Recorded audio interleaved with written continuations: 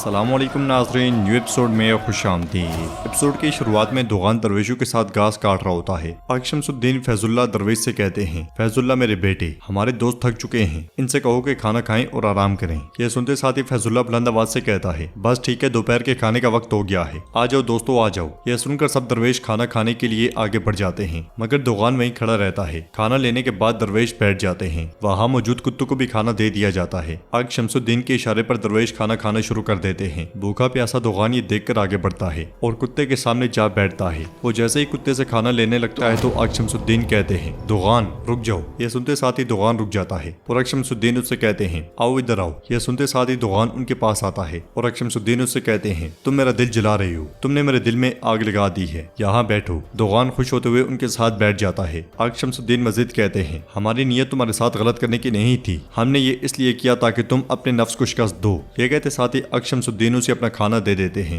ये देखकर बाकी दरवेश हैरान होते हैं तो आग शमसुद्दीन के कहने पर फैजुल्ला उनसे कहता है, मुजम्मत ना करें, हम मेरे बाबा हजरत पीर हाजी बेराम वली के सामने हाजिर हैं। ये रास्ता इल्म का रास्ता है, ये नफ्स की तालीम का रास्ता है, आगाह रहें आगाह रहें। उधर वालिया सिपाहियों के साथ दमित्रिया किले में दाखिल होता है और शहनशाह का फरमान वहाँ मौजूद कमांडर को दिखाता है, जिसे पढ़ने के बाद कमांडर कहता है, चुनांचे आप शहनशाह के हुक्म से यहाँ तशरीफ लाए हैं। तो वालिया कहता है, हमारे मुकद्दस पोप के हुक्म से हम यहाँ आपकी हिफाजत के लिए आए हैं, हमने जो सुना उसके मुताबिक आपको हमारी मदद की जरूरत है। जवाबन बाज़ंतीनी कमांडर कहता है, हमें सिर्फ खुदा की मदद चाहिए और किसी की नहीं। वालिया भी गुस्से से कहता है, यह बात अपने शहनशाह को बताओ, मुझे नहीं। फिर इधर उधर देखते हुए कहता है, समझ गया, यहाँ हमारी तुक्कों से कहीं ज्यादा काम है, अपने तमाम सिपाहियों को जमा करो, हम काम तकसीम करेंगे। ये किला हमारे हिफाजत में है तो तुर्क कभी इसे नहीं ले सकते। एदरनी में बायजीद बच्चों के साथ पढ़ने के लिए बैठा होता है। एक बच्चा उससे पूछता है, मेरे शहजादे ज़गनोस पाशा यहाँ नहीं है तो कौन पढ़ाएगा? जवाबन बायजीद कहता है, यकीनन कोई और उस्ताद आएंगे। इस्लामी सुल्तान वहां दाखिल होते हैं। उन्हें देखते साथ ही तमाम बच्चे खड़े हो जाते हैं और अदबन सलाम पेश करते हैं। फिर सुल्तान के कहने पर सब बैठ जाते हैं। फिर सुल्तान कहते हैं, चूंकि ज़गनोस पाशा रियासती फरीजे पर हैं, तो मैं आपके आज के सबक में उस्ताद हूँगा। मैं चाहता था कि आप जाने कि आप अंदरूनी महल में क्यों हैं और आप यहाँ क्या कर रहे हैं। अंदरून का मतलब है गहरा, दिल के अंदर दिल, दूसरे जौहर के अंदर जौहर, महल का सबसे निजी और गहरा कमरा। तो रियासत ने आपको इस कमरे के करीब क्यों रखा जहाँ सुल्तान रहता है? उसने आपको सबसे मुमताज मुकाम पर क्यों रखा? क्या किसी को मालूम है? तो एक बच्चा कहता है, ये इसलिए हो सकता है कि हम होशियार हैं सुल्तान। फिर एक और बच्चा कहता है, शायद हमारे आदाब की वजह से। यह सुनकर सुल्तान कहते हैं, आपकी असल कीमत ना आपकी जहानत है और ना आपके आदाब। अपनी जिंदगी जो आप रियासत की खिदमत के लिए वक्फ करेंगे, सबसे पहली चीज जो आपको खत्म करने की जरूरत है वो है अंधेरा। यही हमारा मकसद है। बायजीद पूछता है, हमारा मकसद क्या है सुल्तान? तो सुल्तान कहते हैं, हर वो बच्चा जो कहता है कि मैं उस्मानी हूँ, उसके दो मकासद हैं, एक मजहबी और एक कौमी। उसका दीनी मकसद अल्लाह के कलाम की तस्बीह करना है, ये अल्लाह के इसम को जमीन पर फैलाने की दावत है। उसका मिली मकसद कैज़ल इल्मा है, ये जहां में नज़्म ज़ब्त लाने के लिए ओगोज की दावत है। आप इस मकसद को अपना लेंगे तो दुनिया बदल जाएगी। इस मकसद की वजह से जालिम आपसे डरेंगे और मजलूम आपसे मोहब्बत करेंगे। अल्लाह इस मकसद की बदौलत इज्जत की हिफाजत करेगा। 2 सदियां पहले उस्मानी कबीला सोगौत में जमीन पर बकरियां चराता था और अब ये उस मकसद की वजह से एक रियासत का मालिक है और आप इस मकसद की वजह से अंदरूने स्कूल में हैं। इंशाअल्लाह उस्मानी रियासत के सबसे ज़हीन वजीर, सबसे बहादुर कमांडर, सबसे दलेर बादशाह, सबसे मुमताज कारीगर और वो साइंसदान जिनका इल्म पूरी दुनिया में फैलेगा, उन्हें यहाँ पढ़ाया जाएगा। हमारी अजीम रियासत उस दिन मजबूत होगी जिसका मैंने ख्वाब देखा है। दुनिया में हर जगह हमारा इंसाफ कायम होगा।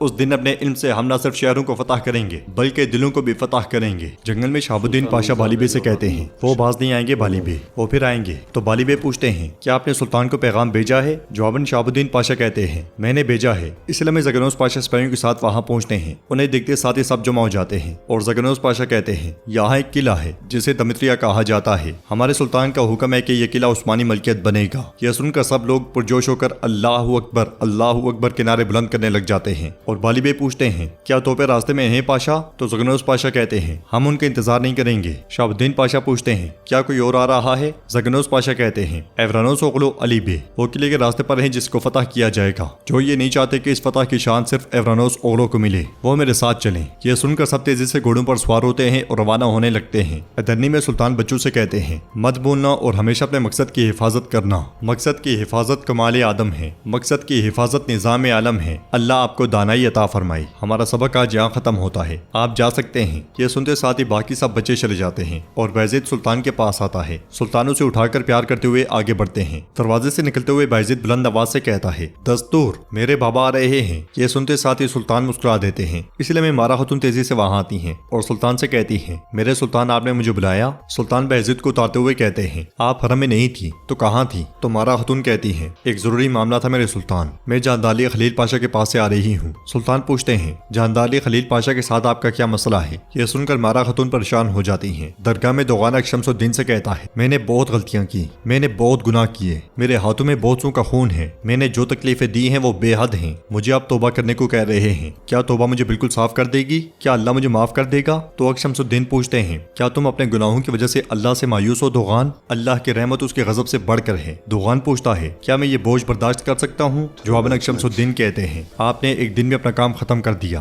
3 दिन में 3 लोग भी ये काम नहीं कर सकते थे, ये सच है। दोगान पूछता है, क्या आप लकड़ी काटने की बात कर रहे हैं? तो शमसुद्दीन उसे हौसला देते हुए कहते हैं, माशाल्लाह आप में ताकत है, आप अपना काम बखूबी सर अंजाम देते हैं। हालांकि अल्लाह का बंदा होना मुश्किल है, आप जैसा मजबूत आदमी इस पर काबू पा सकता है। ये सिपाही होने के तरीके हैं, आप वो कर सकते हैं जो एक सिपाही बनने के लिए करना पड़ता है, ताहम आपको इस ताकत में मानी डालने की जरूरत है। एक अच्छा काम आपको आपके माजी से बचा लेगा और आपको मुस्तकबिल में ले जाएगा। यह सुनकर दोगान कहता है, मैं इसीलिए आपके पास आया हूँ। तो शमसुद्दीन कहते हैं, आपको अपने दिल में झांकने की जरूरत है, आपको इससे सवाल करने की जरूरत है। अपने दिल में झांको, जो अपने दिल की तरफ नहीं पलट सकता उसकी मदद नहीं की जा सकती। दोगान पूछता है, मेरे शेख आप क्या मशवरा देते हैं? तो शमसुद्दीन कहते हैं, अल्प होना एक महारत है, इसे दूर नहीं होना चाहिए। इसके अलावा कोई भी बशर जो मकसद के बगैर होता है वो किसी काम का नहीं होता। बेमानी इंसान मट्टी से मुख्तलिफ नहीं होता। आपको अपने सिपाही होने जितनी मेहनत करनी है ताकि आप अब्दी फतह तक पहुंच सकें। हम यूनानी मोहल्ले में एक स्कूल बना रहे हैं, क्या आप आएंगे? तो दोगान पूछता है, आप वहाँ स्कूल क्यों बनाएंगे? तो शमसुद्दीन कहते हैं, जब आप वली बन जाएंगे तो समझ जाएंगे। अब बताएं मुझे, क्या आप आएंगे? मेरा बेटा फैजुल्ला उसके साथ दरवेश होंगे, वो वहाँ जाएगा, आप उनके साथ जाएंगे और अपने हथियार से उनकी हिफाजत करेंगे। उन्हें देखकर सुन्नत के तरीके सीखिएगा।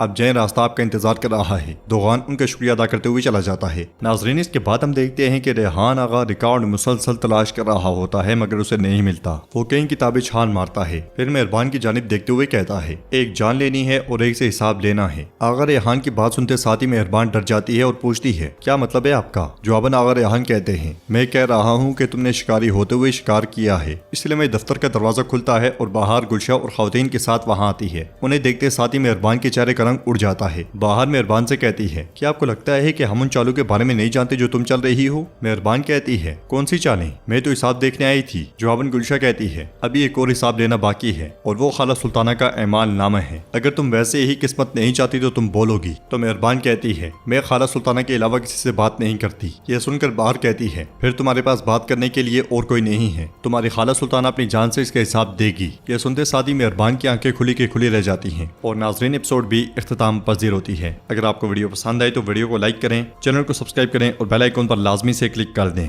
इंशाल्लाह मिलते हैं नेक्स्ट वीडियो में, तब तक के लिए रखें अपना और अपनों का बहुत ज्यादा ख्याल। अल्लाह निगहबान।